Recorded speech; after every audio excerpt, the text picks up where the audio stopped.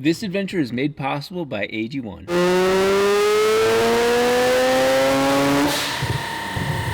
Way too much power for this car. We have turned the 3-rotor into an absolute bearable street type car. We have a street car right behind me, and it is the hardest vehicle of all of the cars in the lineup to drive. There are so many weird things with this that it is finally time to just do a real quick blitz and get this car to where it needs to be. We dynoed this thing and made a pitiful 300 horsepower because the stock intake manifold, the stock intercooler, all of that stuff started to overheat big time. I can't have a G4900 sitting on here from Garrett and not use all G4900. It was cool to test this. We know the limits. We're gonna blow the motor. If not, we've already heard it. It was 200-degree intake temps when we were doing track days. Absolutely bad. Everything we've learned with these cars makes it real quick to do what we're about to do.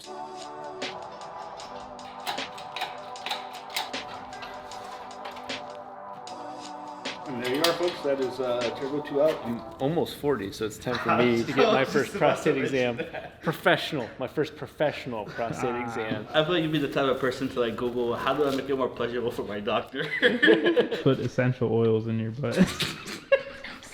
Eucalyptus. What we have here is the FC's engine. I think it's like both experience and just having good data. I was like, man, rotor 2 is having an issue. Something's off. And sure enough, rotor 2 has one side face that seems a lot lower compression. Still fine, but just lower compression than the rest of the motor. It's like one face, because you would add fuel and take away fuel, and the engine would just start misfiring and having really bad problems detonating. We're gonna go ahead and take this apart. The other main reason we're doing this, we're gonna swap over to FD. The FC intake manifold is so horrible.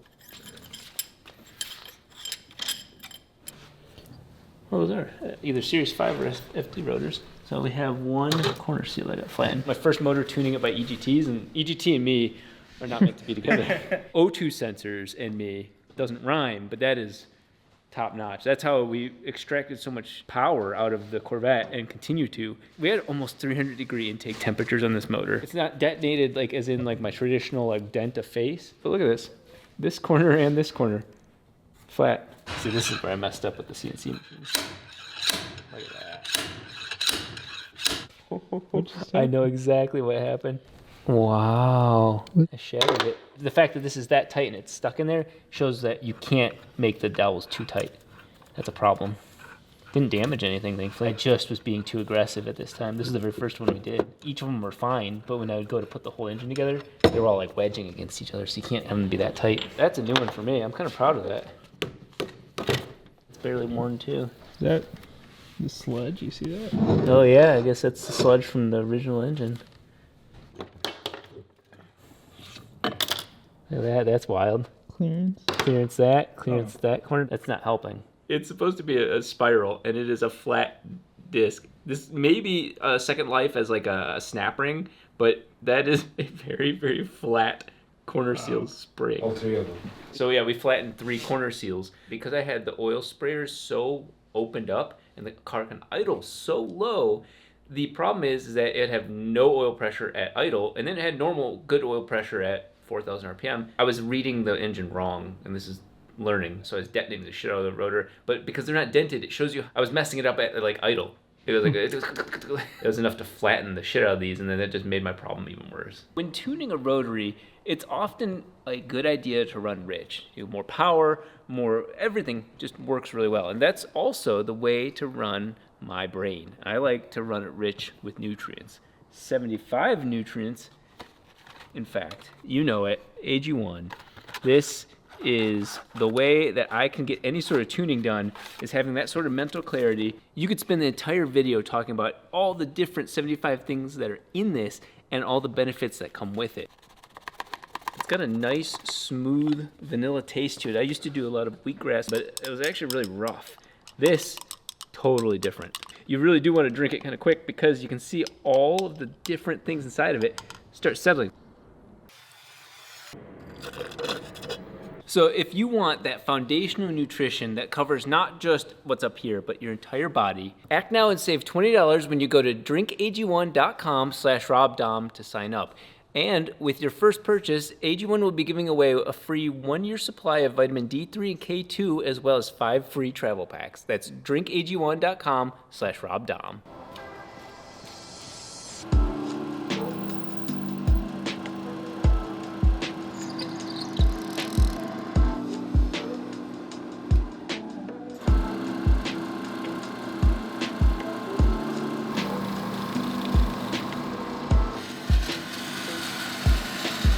All I did is I centered the slightly larger reamer to this hole and then locked it down on the table and then pushed it right through. Now, this is a 1,000th larger. That's all it is. And so, Wow. look, you can't even hear that over Isaiah welding. That's how tight it is, even with 1,000th over. But because this was my first engine I doweled, I was just a little worried about were they all centered. Much better. I also took a Dremel tool and took off all the scaling that was found on this motor. The metal's just compromised. This is how we got the J-spec engine that was given to us with the car. I refused to buy all brand new parts for this. I have Ethan taking the corners off right now. You can see how it hit. Just take all the stuff that hit off. Simple enough. That's the reason why we're doing this, is that these housings are slightly more narrow than they were stock because cleaning them up took material off. They're just corroded. It's the weirdest thing ever. So we'll get this engine back together tonight. A lot of things we wanted to do, we're not going to do, but that's kind of more exciting, is having the engine all used parts and then going and kicking ass with that G40. Simply put, the FC engine bay sucks. There's one way where you drill huge holes into here and have the intercooler pipe come all the way over here. That's like this. The intercooler's doing this like, I love you. It's bad. And then the V-mount, on the other hand, cuts this bar off. We're gonna do something kind of fancy, make it a front mount intercooler, but have the intercooler pipes oval out and come out the top, chop the radiator down a little bit. This will really minimize the ducting, make it look aesthetic, but also functional.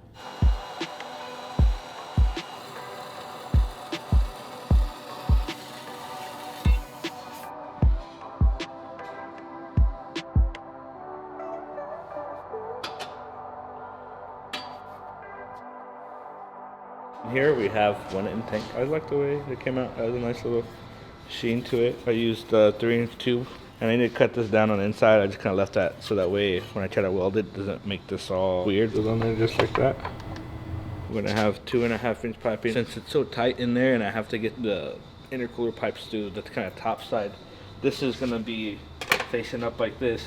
I might just weld the pipes onto here and have them kind of like horn up and have both sides going straight up. So that way when I put the intercooler in there, I don't have to have a secondary piece that I have to kind of like try to fit, because we're just going to do silicone couplers on this. There's just so many options. Get the base down. Okay, this is, you're cutting straight, and then go from there.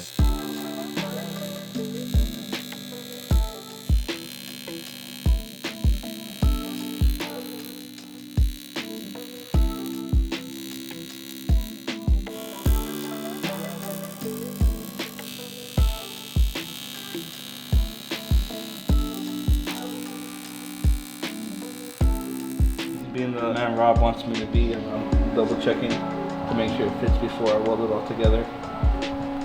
It's pretty perfect. Looks like a middle section of an arrow. I like it. I've never done one like this.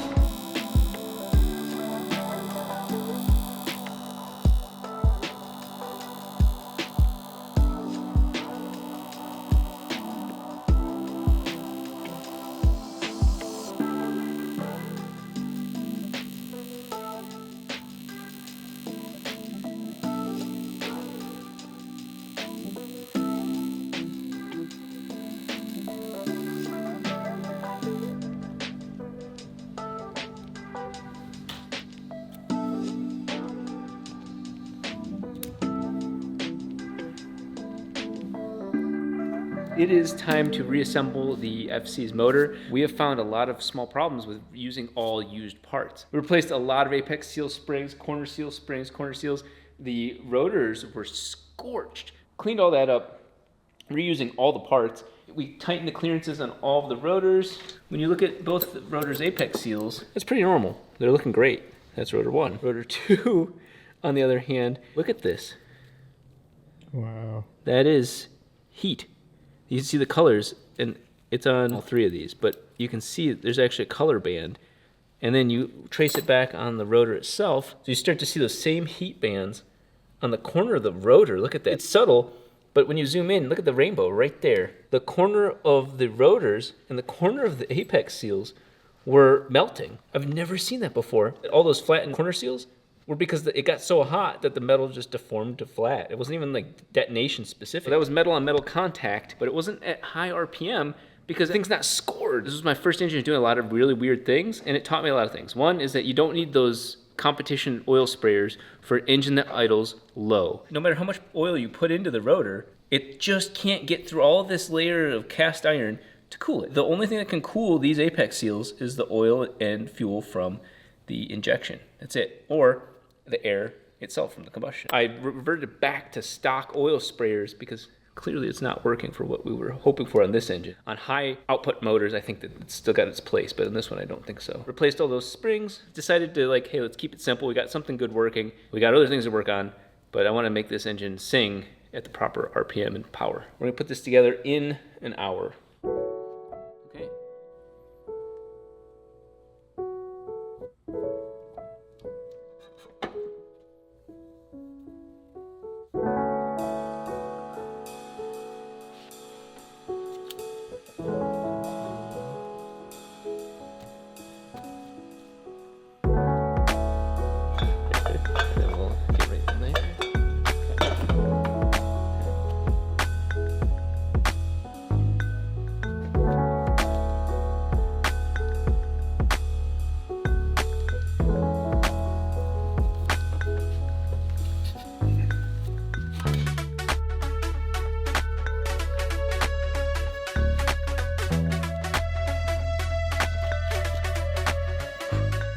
Show's almost over.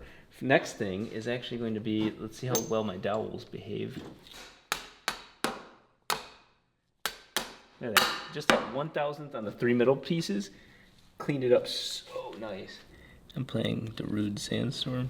I don't know that. I know you know it. I know Ethan knows it. Joel doesn't have class. Oh, I do know the song. Yeah.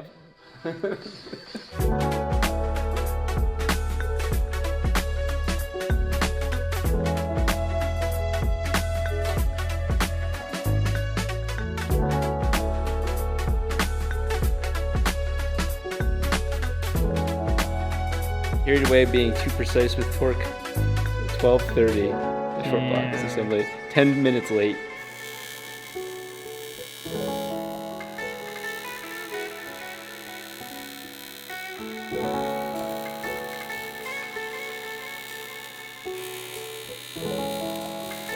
Happy birthday to me! Oh yeah! That looks really clean.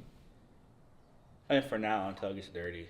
You want to explain to the camera your dilemma? It's been a while since I've made a stupid mistake, and by a while I mean about 6 minutes. Let me just show you. I was stacking the whole front of this together perfectly fine, and then there's a little Atkins pellet plug that connects with this, and goes in there. Basically prevents oil from spraying out of this big hole. The problem is that I treated this like a pressure relief valve and thought, okay, well, the plug, spring, threads, more pressure, opens up and feeds that. Nope, it's not that. You put the spring in first, then the Atkins plug thing just sits on this. All it does is it blocks this hole, and the spring keeps it there. What I did, put it in there first, put this in here, started hand tightening it, and then tightened it a little bit more. It wasn't even torqued. Look at it, it's wedged in there. So Dad asked me what I was doing. I got in trouble. It's probably the 3rd time he's had to do this. Not with this specifically. I couldn't leave knowing something was fucked up. I wouldn't be able to sleep right. I just got a rib nut, because I have these badass ones, and I welded a 10 nut. We're going to try to thread this onto there and then try to pull it up with a 10. You're pretty ballsy right there. Gonna block a few times. Oh yeah, I see you pressed it in there. That's what I was saying. Oh, I get it now. Yeah, this right here is a skill that I'm unfortunately kind of proud of, because this comes with a lot of experience of fucking shit up. So the correct order of operation is this goes in first, then this. Here's what threw me off is like this is all it does is it just sits there. We are going to cut an oval shape to be able to crush the 2.5 inch tube into and form the perfect oval. His code looks good, so it's on you.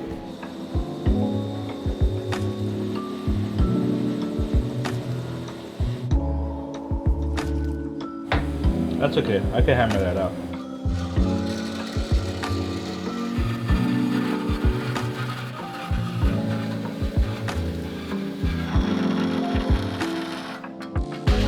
You cut the intakes off, it makes it really easy just to get all the water out.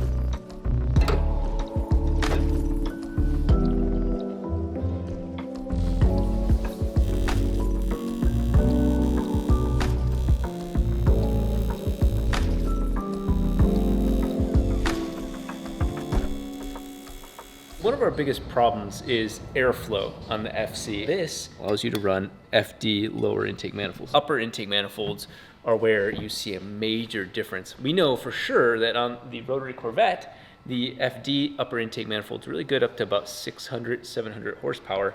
And I think there's some solutions past that. The only issue I have is making sure that we have that much more space for the lower intake manifold to come out.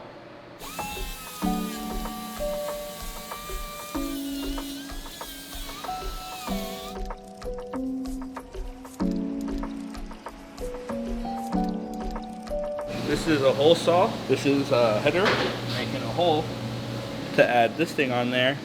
And then we can add this thing on there onto both runners, so that way our tuner could have the most data ever. The most important part is when you're doing stuff like this is to have everything equal, so those two sensors need to be in the same spot.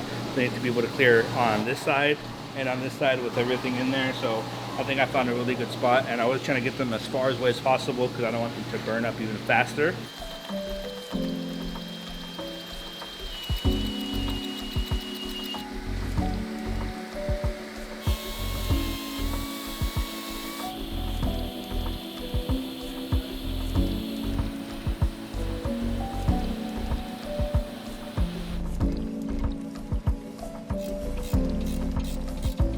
Rob and I have been trying to figure out how to put this pulley on with this trigger wheel from full function. So we're trying to modify it on the CNC. Once I cut these out and slide it on there, we could weld it onto this pulley and the trigger wheel will be right there with the power steering fully functional. My first time cutting with a rod.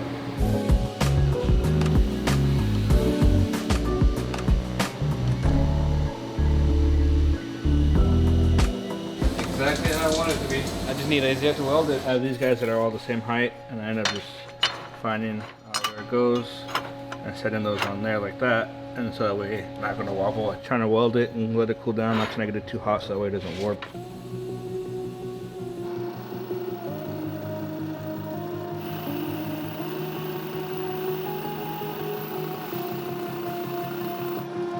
I'm about to transform this piece into the base for the throttle body adapter. In 7 minutes, this will turn into a very unusable flange.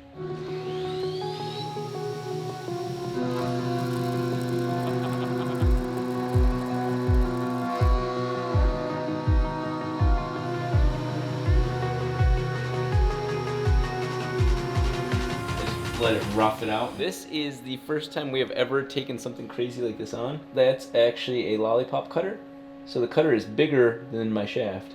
And so it can cut inside of something. So if you have an angle like this, you can actually get right on the edge of that. So what we're gonna do is, unlike most of the throttle adapters that you see on the market, we're gonna use this to cut underneath, and then once we flip this, cut it the other side, and we should have a nice smooth interior for that airflow.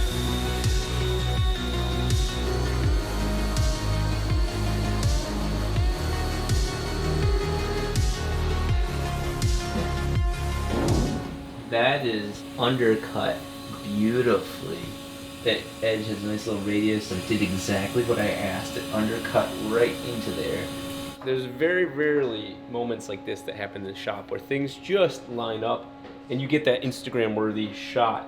Look at that triple spiral coming out of there. Okay, so let's see.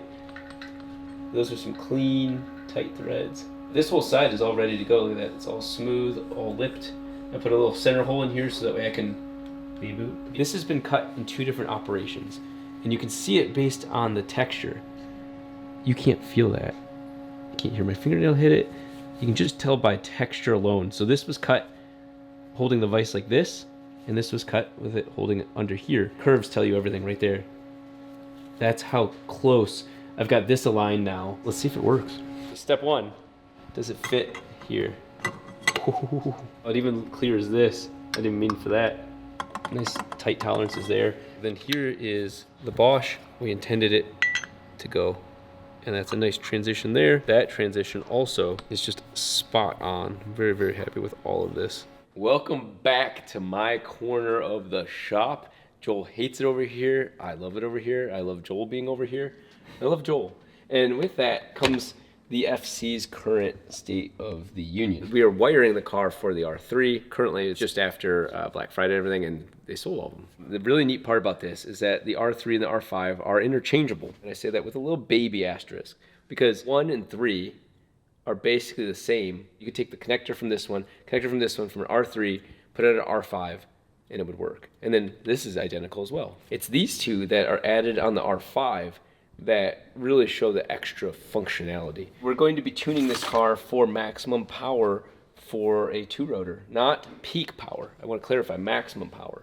Haltech sells this. What it does do is for situations like this, we're gonna be running 2 EGTs, wideband controller. It's expensive, and it's expensive because it's worth it. Plugs in to this as well. They're CAN bus stuff. I don't have to rewire all that. And this will come back out, and so will this. This equipment is used to calibrate the car, to set the car up. These are things that you're only gonna use temporarily. This is NGK's wideband O2 sensor. So you can buy these from AutoZone or whatever. Haltech sells one that lasts a lot longer. They just spot welded that little piece of metal over all these other sniffer holes. So you're still left with this hole on the top. Why? Not as much heat going into the sensor. It lasts much longer. This is going to tell you rotor 1 and rotor 2. The number itself is not important. Do not have your car tuned to the runners. What you're doing is you're looking at front rotor to rear rotor. And then what's the percentage between the two? That's the number you're looking at. So if this one says 0.7 and that one says 0.6, well, this one's lean compared to that one, or vice versa. What does that mean? It means you need a third O2 sensor. But this one will go down where we all have them, post-turbo, and you tune the engine to this one. But then these, you fine-tune. So I have 3 O2 sensors on one car. When it's all said and done, we'll only have the final one. Can you say on camera that you're not going to do a whole wiring harness?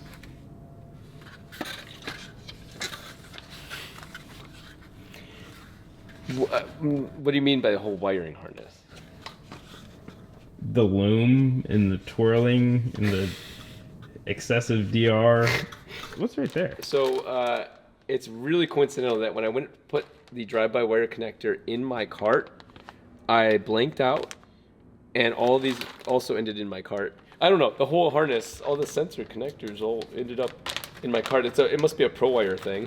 It doesn't matter, it doesn't matter. Because we can use these for a new harness. Alright, here's the deal. Okay, what's You the deal? can do the new harness if it's done by tomorrow morning. Ooh, okay. Really just gonna come down to one thing. It's not long enough. Oh, hey. What? It's almost as if I ordered that also recently, knowing I was gonna make another harness. It's just gonna be quicker to wire the whole car. I got the ECU set up. I built a base map. This leaves me with this chicken scratch, which is basically my pick list for the wires. I'm gonna do this very shorthand, leave a little extra on the top just because I'm rushing.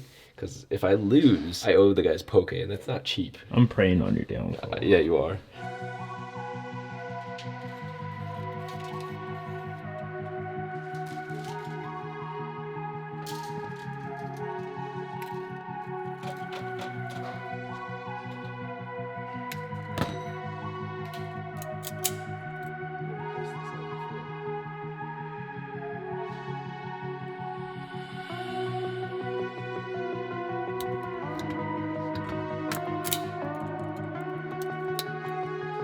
I must admit defeat. I guess I'm buying Joel and Ethan Poke today. Just ran out of steam. You can see I even didn't give a shit about getting the wires all wrapped evenly. Really happy with the harness. I separated it into sections that I know. 3 wire sensors. So this is mostly pressure sensors. Right here are my temperature sensors, simple wires. This twisted wire is actually my transmission speed sensor. Hidden all in here is the crank angle sensor. And then I think finally, it's this bundle right here is all the injectors. This end splits into 2 connectors. Really happy I have Kevlar under here. That way it holds its shape and it doesn't start to kink up or anything like that. What we're gonna do, and this is one of the reasons I stopped, is we have to go to the car. I didn't measure them specifically. Charted this out real quick. This is like my favorite document on all these things. And what you see is those runs mean saving money by running one length and then splitting it as late as possible.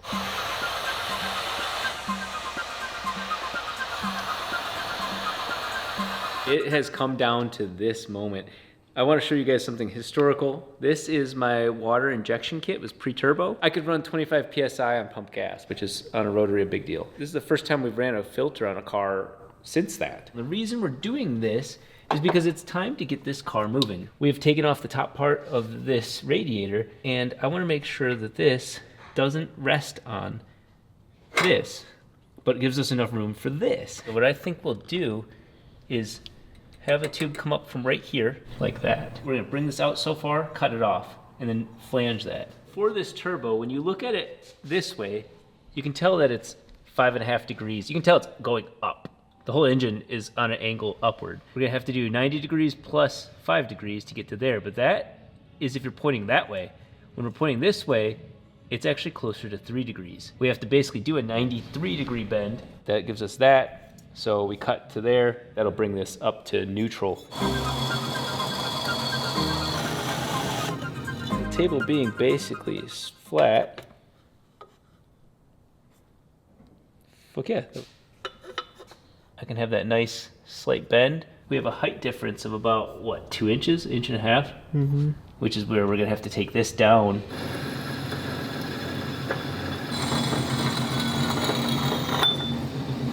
So that's the nature of bandsaws. Now, it looks pretty clean this way, but we have mills. So I'm just gonna throw it in the manual mill real quick like this, give myself a consistent surface.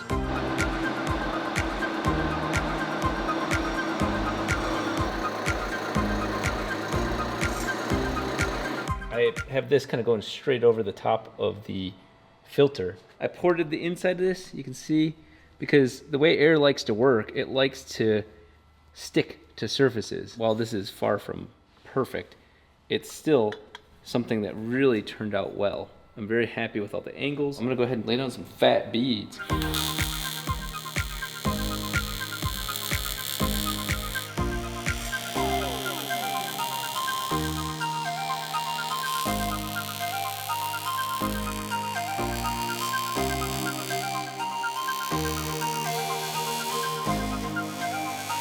Hidden inside this is actually the throttle body adapter.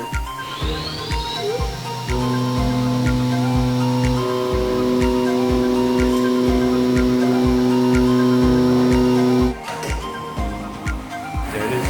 Throttle body adapter. Now let's see how it fits. Wow. Pretty badass. This is quickly becoming my ultimate R3 harness. Every single pin used on the R3. The only pins I'm not using are a cam sensor, which this engine does not have a cam, and knock sensors. That's a completely maxed out rotary R3. This is the dream setup. So I'm gonna go ahead and get these crimped. I make sure I always do different connectors. They're labeled, but somebody's gonna rush. And if you see this one and this one, you're thinking, well, Rob, you're lying. Those are 2 4-pin connectors. One's the smaller style, one's the medium style. You can't plug these in any other combination. They will only go in one certain combination. The likelihood of somebody else messing up, while we're unplugging or plugging things in, very, very low. I'm gonna get these crimped, and then we're gonna take a look at what Elliot, my buddy, the guy that first dynoed the 4-rotor at 1,000 horsepower, why he's here. He comes bearing gifts. I'd love to try running this. But one of the biggest things that we're changing is his turbo source, turbone, intake manifold. And so this is the most recent casting, and it is so clean. I'm very, very pleased with it. It's going to flow way more than the stock FC intake manifold, and then of course more than the FD manifold, but he put his money where his mouth is and flew out to help get it finished. Elliot solved one of my simple problems that I was making a complex solution to. So the oil fill on this motor goes up and hits the new throttle body. The drive-by wire is just in the way. Well, I was gonna do this like convoluted thing, and I didn't want to pull this out of the block. Well, they pulled it out of the block, put the FD one in here, used the full function cap here, and put the oil fill in the front. You just get so caught up in your like limitations, like you're like, this is how I do it. Right now, look what he's doing.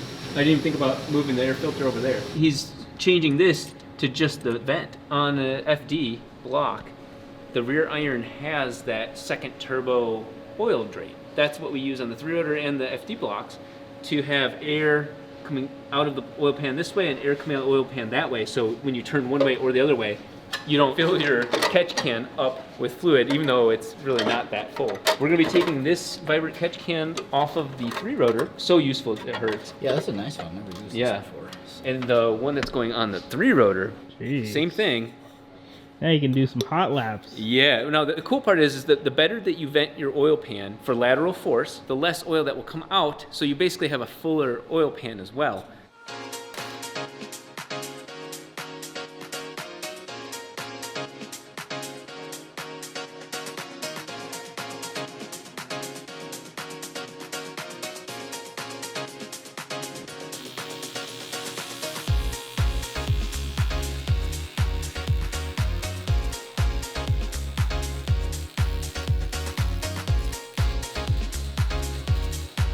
This is the dream combo right here. That's the entire engine harness, O2 sensors, and then all the interior stuff right there. The wires that aren't service looped, I left longer, and then the wires that are service looped are all the ones going to the engine. So that way, if the engine gets yanked on, everything has a little bit of give. It is almost midnight, and it is time to do something permanent. This is the last harness in the shop that is my old style. I need to admit that if I'm not gonna have it in this car, what car would I have it in? It's so hard. I don't know why it's so. Makes it a lot easier to do this. That's no more.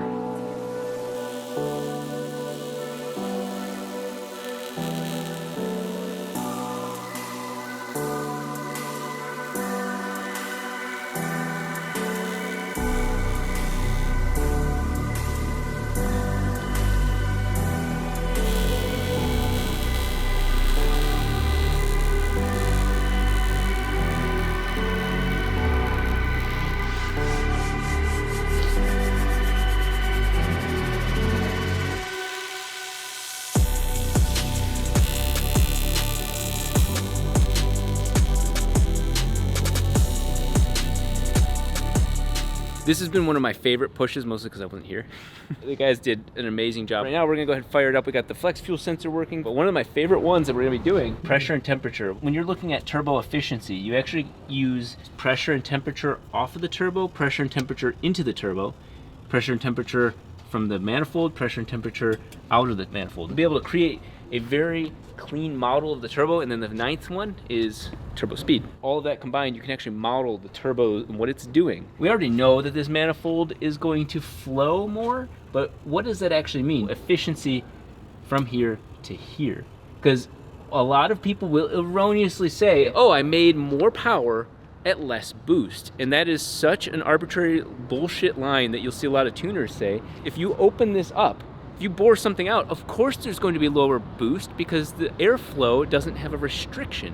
The more restriction, more boost. So that's bullshit. I hate that fully. Now this will make more power at lower boost. What does that mean? What airflow is that? And so that's why we're measuring all these things on the turbo. So we now know the sweet spots for this manifold. It's obviously going to make more power on top. It's being as objective as possible. I have a feeling that because the air comes up vertically, the density is going to be higher on the outside edge. It's coming straight across. I have a feeling that we're not going to have as much unbalance between the front and rear rotors. We'll know for sure off of the O2 sensors, but normally your air comes in from this way and it sticks to the outside. And sure enough, higher airflow, the air hugs the outside and rotor 2 gets more air at the high end. We'll see what happens now, but I think that's another really big benefit to this whole setup. I have the tack for an LS because I was just like, I forgot what the settings are. Watch this.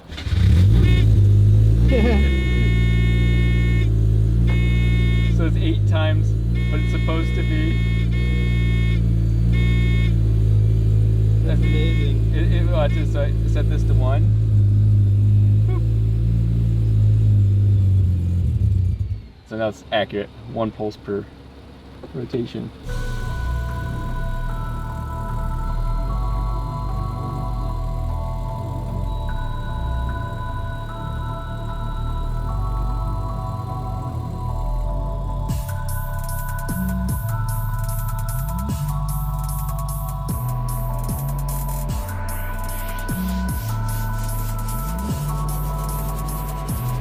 So you see these spikes? This is me revving the car. Now that's normal when you're first starting to build a tune.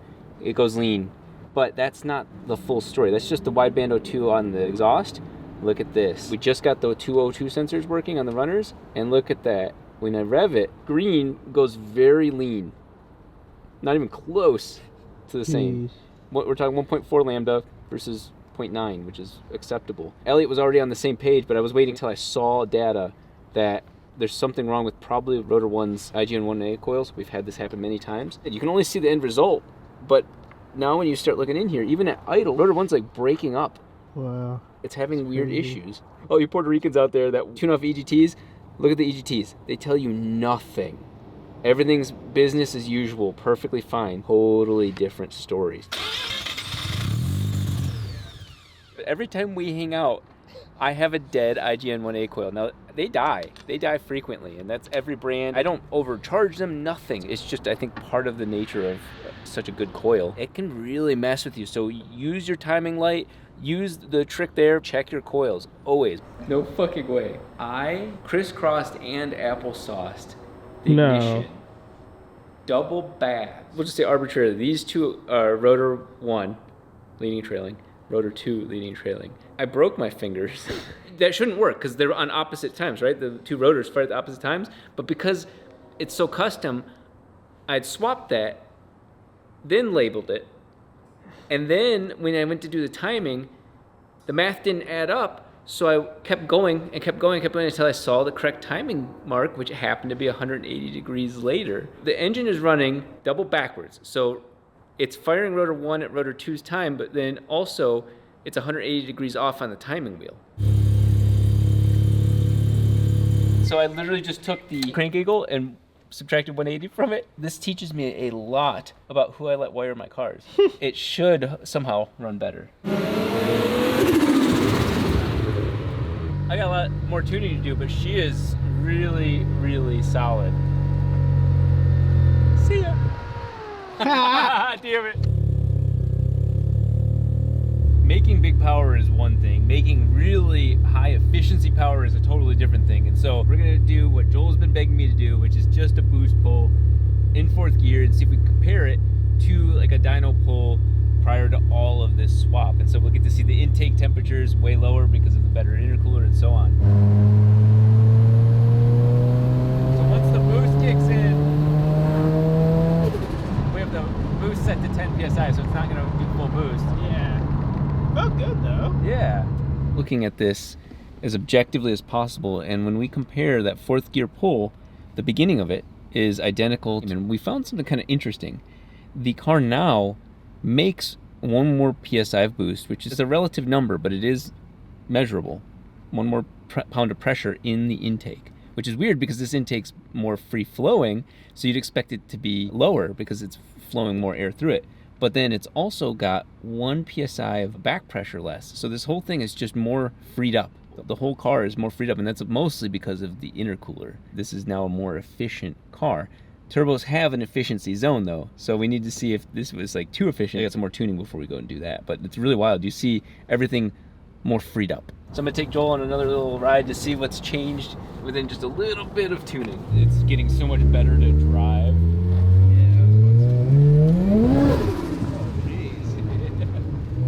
Here's just full throttle, 2nd gear. You feel it kicking out?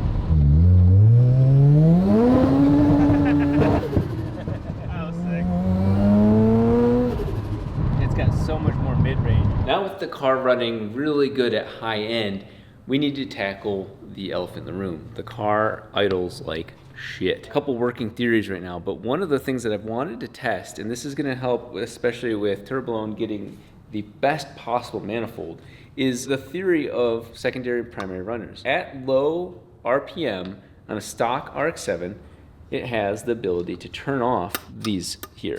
That's all the air that goes to the secondary runners. And you can see they're bigger. So the idea is that we'll swap this manifold back on, a stock FD manifold. Even though we have a drive-by-wire single big throttle body, we can test this two ways. One, we can hook this up to vacuum, and so at idle, it closes this and forces all of the air to be sucked through these ports. So every bit of air that it gets has to go through the primary ports, and with that comes higher air velocity with the primary injectors. So more air, more injector air, hopefully means that it carries more atomized fuel into the motor. Right now, I have a feeling that it's clumping up. It's turning to droplets, so it still fires off, and it's the correct amount of fuel, just not efficient. Can we control the idle as low as possible? It's nice because on an RX-7, the throttle body has a set of butterfly valves, and the manifold does too, and we haven't modified this one. So we're gonna go ahead and test that and show you the results. If it makes no difference, then Elliott's manifold is win, win, win, win, win. There's no negative to it. It's that it has low and massive up high, which I've already been able to measure. We're gonna go ahead and swap this on, put some block offs, do all that sort of stuff, and see if this makes a difference. This is a huge deal for me. It's such a small, stupid, it doesn't matter to the world, but it matters so much because what I'm about to do is validate just how much airflow rotary needs to idle. And if you know anything about owning a car, idling is one of the most common things you end up doing. Joel thankfully went and got a rubber hose so that way we can run this actuator to a vacuum line on the thing. So basically, when there's a vacuum, it's going to pull those throttle bodies that I was showing you earlier, pull those closed. I have changed nothing else. This is a back-to-back test. I did turn off the injectors not to run on the secondary, so it's only gonna run on the primary injectors, primary rails, all the airflow there. Let's see, without any tuning, what we see.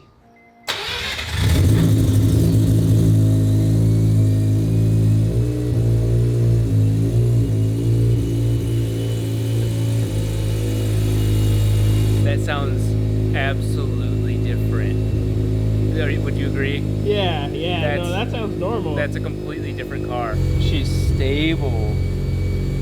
So it is idling a little high compared to what it's supposed to be idling at. It's a little rich, but it's so stable. I was fighting that over and over again. It's a night and day difference. Okay, we're gonna go ahead and turn this off. So what we're gonna do is then compare that to another open manifold where both the primaries and secondaries, so all air is coming in to this. So we're gonna go ahead and unplug this and then block that little line. So now we have the butterfly valves open. So air is no longer just going to the two primary runners, it's also going to the outer ones as well. I will not change where the fuel's going. So fuel's still only going to these two. So there's technically air going into the engine without fuel. But that's how it often is. So we're gonna go ahead and fire it back up and see how much of a difference it makes.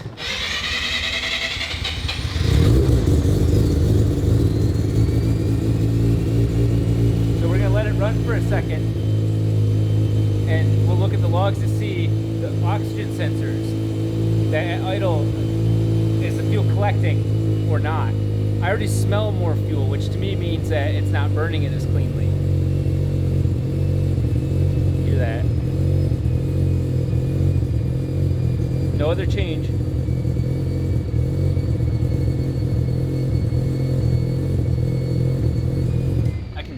Taste the fuel. DK squeezed this in for a last second dyno session. It should go pretty smooth. I already have it 25 PSI, so our goal is to max this turbo out, which should be relatively easy compared to all the other dyno adventures we've had. This has the G40 900, and it's, so far, street driving, it's phenomenal. It's a little large in terms of that super low twin turbo response that you expect from an FD. What it loses at 2,000, it makes up at 4,000 tenfold, so it just blows the tires off. So we're gonna see how much power can this combo make. Can we make it better in the mid-range?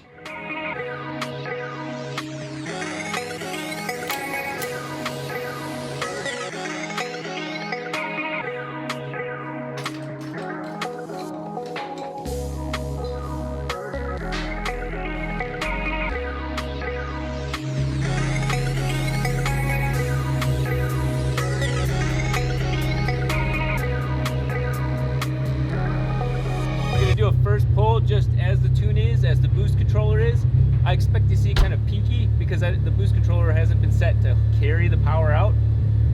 But we'll see. This is just what I've been driving it on since we've got the build working.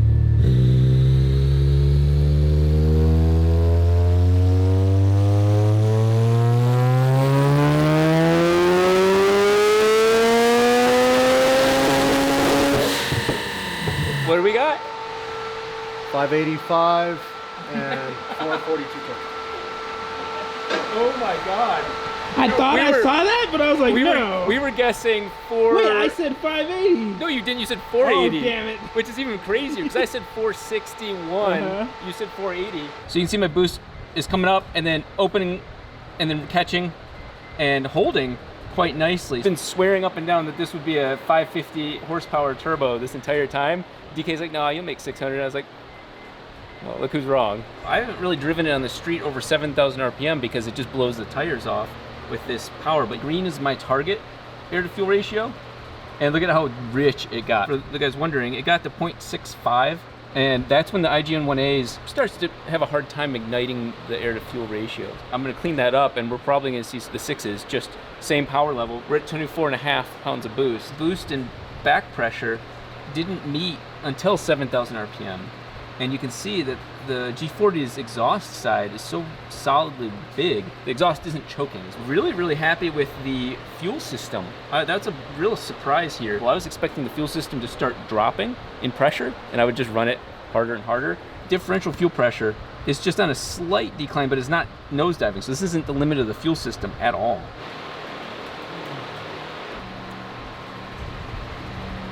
All I'm doing is removing about 20% of fuel above 8,000 RPM, so we should hear it be less shaky at the top, and we'll see if it makes more power at the top.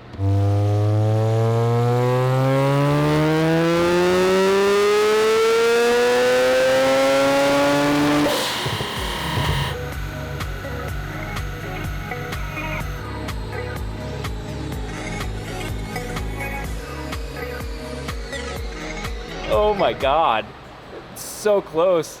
DK called it 597. Stayed a little bit rich at the very top end just in case. Take a look at the log, but that's changing nothing other than pulling fuel out of the top end. And we're not even aggressive. So something I want to point out is that up till this little hump right here, that is the peak amount of power that turbo can make down low. The wastegates are closed shut and then they open right there aggressively on my end. You can actually see the boost curve looks identical. So I have them close, and then open, and then it catches itself and then continues on. Boost curve's actually flat from here. We went all the way up to, what is that, 8,700? So we have 400 foot-pounds of torque, which is gonna carry it, where before it would have been dropping off really hard. I can continue this on. Very, very impressed. Right now we're peaking at 7,500 RPM. This thing could actually make a lot more torque. I'm just keeping it right there.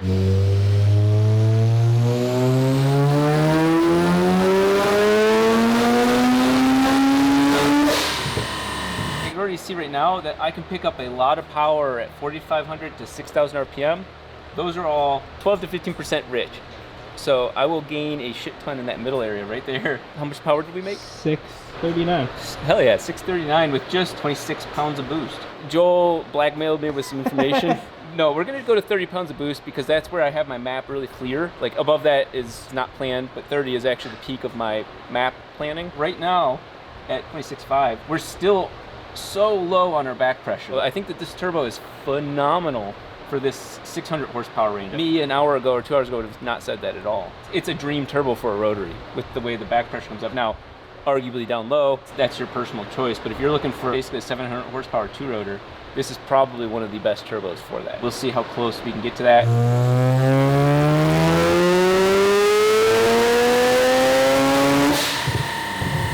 671. I want to point out right here, again, colors tell you everything. Right at 4,500 RPM, it's going rich again because it's going even higher. So this turbo is just trying to eat right there. So whatever that mid-range is on the graph, the 670, it could be way higher in the mid-range. EGT temperatures, they're both at 1808, 1809, and look at the 202 sensors are reading. More importantly, you can just see that they're zigzagging identically. So we have almost perfect fuel balance front to rear, and there's no correction. The difference between this car and the rotary Corvette is that the air doesn't come from the front and elbow in, it comes from the bottom and elbows up. so the air isn't favoring the front or the rear rotor. That's a massive thing. If you're building an RX-7 and you want to not worry about fuel correction, front to rear rotor, just don't have the air favor a direction if you can. 28 pounds of boost, we made 670, and we have tons more in that mid-range. Almost 500 torque, that's sick. The rotary vet's the one that made that nasty mid-range torque on the G35 1050. Okay, well, I could spend my whole day here. DK wants to get off to Disneyland. We're stopping here, 28 pounds of boost, 671 horsepower, and no top end in sight. The back pressure's not there. If you say you want 700 horsepower of a 2-rotor, this is the ideal turbo. We're at 28 pounds of boost. We have reasonable amount of mid-range torque, but it's got that nice long power band that's not choking at the top end. Very happy. We drove it here, used pump ethanol. We just beat the rotary Corvette bad. It's way too much power for this car.